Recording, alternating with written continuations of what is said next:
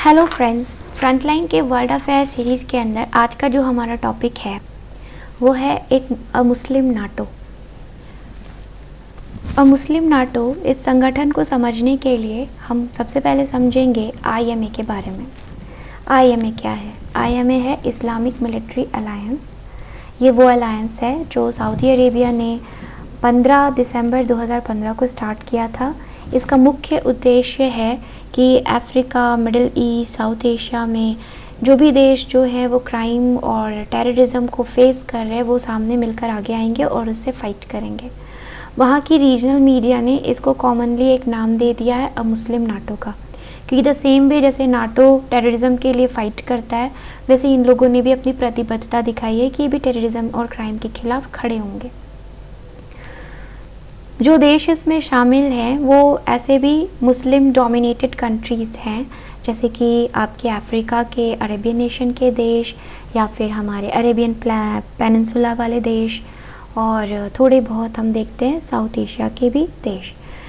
इस संगठन के जो कमांडर इन चीफ है फ़िलहाल वो है राहील शरीफ, और यहाँ से ही ये विवाद खड़ा होता है क्योंकि Raheel Sharif actually retired army chief general है पाकिस्तान के, और विदाउट इन्फॉर्मिंग द पाकिस्तान उन्होंने यहाँ के हेड की सदस्यता जो है वो ज्वाइन कर ली है। आईएमए के हेड बन गए हैं वो अभी के समय में। अब पाकिस्तान क्यों नहीं चाहता था, इस बात को समझने के लिए पहले हमको यहाँ के लोकल समीकरण समझने पड़ेंगे। मुद्दा चाहे कहने के लिए ये हो कि यहाँ पे टेररिज्म का मुद्दा है, क्राइम का मुद्दा है, पर डीपली एनालाइज करने पे हम पाते हैं कि यहाँ पे दो ऐसे पावर्स हैं जिनकी आइडियोलॉजी काफ़ी डिफरेंट है। दोनों ही मुस्लिम कंट्री है, लेकिन एक जो है जैसे कि ईरान जो है अपने आप में एक पावरफुल स्टेट है, अपने आप में एक पावरफुल कंट्री है, और वहाँ पे मुस्लिमों का जो समुदाय है, शिया समुदाय, वो यहाँ मेजॉरिटी में है। वहीं दूसरी तरफ जो दूसरा पावर हमको देखने के लिए मिलता है वो है सऊदी अरेबिया, और यहाँ पे जो समुदाय यहाँ मेजॉरिटी में है वो है सुन्नी समुदाय। अब ये रीजनल पॉलिटिक्स इन्हीं के इर्द गिर्द घूमती है कि जिन भी देशों के अंदर या तो मेजॉरिटी में या तो पावर में जो समुदाय है वो उसी कंट्री को सपोर्ट करता है। जैसे फॉर एग्जांपल अगर सीरिया की बात करें तो सीरिया में जो बशर अल असद की सरकार चल रही है, जहाँ पे उनकी आम जनता के साथ तनातनी या कॉन्फ्लिक्ट हम देख रहे हैं कि पिछले 5-6 सालों से वहाँ पे चला आ रहा है। इसमें जो बशर अल असद है वो एक्चुअली शिया समुदाय से बिलोंग करते हैं, लेकिन वहाँ की जो जनता है, जो मेजॉरिटी ऑफ द पीपल हैं, वो वहाँ पे सुन्नी समुदाय से बिलोंग करते हैं। इसी वजह से सरकार के होल्ड होने की वजह से सीरिया हमेशा ईरान को सपोर्ट करता है। इराक में भी हम देखते हैं कि शिया समुदाय है। इसी वजह से यहाँ पे जो तीसरा जो अभी के समय में प्रॉब्लम की जड़ बनी हुई है वो है यमन। यमन के अंदर भी हूती ग्रुप जो है वो एक तरह से शिया समुदाय है। सऊदी अरेबिया जो कि एक सुन्नी कंट्री है, और यमन जहाँ पे कि एक हूती समुदाय है जो कि एक शिया है, और सऊदी अरेबिया अपने बॉर्डर वहाँ पे शेयर करता है। तो इसीलिए सऊदी अरेबिया ने कहा कि मैं अल कायदा का गढ़ बनते हुए यमन को दबाने की कोशिश कर रहा हूँ। यानी कि अल्टीमेटली वो टेररिज्म का नाम लेकर के बस ईरान से अपनी दुश्मनी निकाल रहे होते हैं। और ऐसा हम हमेशा देखते हैं, जैसे सीरिया का केस ले लें या यमन का केस ले लें, ऊपर से देखने में यहाँ पे टेररिज्म और क्राइम का एक मुद्दा दिख रहा होता है, पर गहराई में जाने के बाद यहाँ पे एक पावर होल्ड करने का जो इनकी जद्दोजहद जो कई सालों से चली आ रही है, ये जो सेक्ट में डिवाइडेड है शिया सुन्नी में, वो विवाद ये कभी कभी ज़्यादा प्रेवलेंट होता नज़र आता है। अभी के समय में जो दिसंबर 2015 से सऊदी अरेबिया ने यमन के ऊपर अटैक करना शुरू किया है, इसमें उसको टोटल 9 और देशों का सहयोग मिल रहा है। जैसे कि आप अफ्रीका से देखें तो मोरक्को, इजिप्ट, सूडान, वो उसको सपोर्ट कर रहे हैं।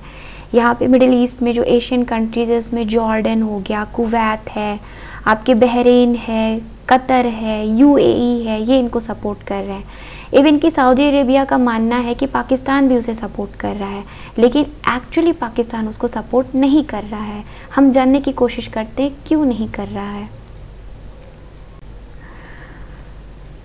जैसे कि हम अगर बात करें पाकिस्तान को क्या इशू है, पाकिस्तान को सबसे पहला इशू ये है कि कि सिया सुन्नी के इस विवाद का पार्ट अगर वो बनता है तो अपने घरेलू प्रॉब्लम्स को वो और ज़्यादा बढ़ा लेगा, क्योंकि इस तरह के सेक्टेरियन प्रॉब्लम से पाकिस्तान भी ग्रस्त होता रहता है। अगर शिया सुन्नी में वो किसी भी पक्ष को अपने देश से बाहर जाके सपोर्ट करेगा तो उसे इंटरनल कॉन्फ्लिक्ट झेलने पड़ेंगे, जिसकी स्थिति में या इस तरह का रिस्क लेना वो चाहता नहीं है।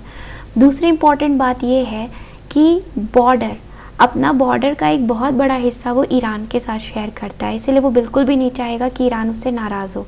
तो यहाँ पर सऊदी अरेबिया के मानने के बावजूद कि वो उसको मिलिट्री ट्रूप का सपोर्ट करेगा, पाकिस्तान पीछे हट जाता है और यहीं पे यूएई सामने आता है, क्योंकि यूएई जो है वो सऊदी अरेबिया को सपोर्ट कर रहा है और वो खुल के सामने आके क्रिटिसाइज़ करता है कि हमने जब भी आपको ज़रूरत हुई फिनेंशियली, इकोनॉमिकली, हर जगह, हर प्लेटफॉर्म पे आपको सपोर्ट किया, और जब हमको सपोर्ट की ज़रूरत है तो आप सामने नहीं आ रहे हो।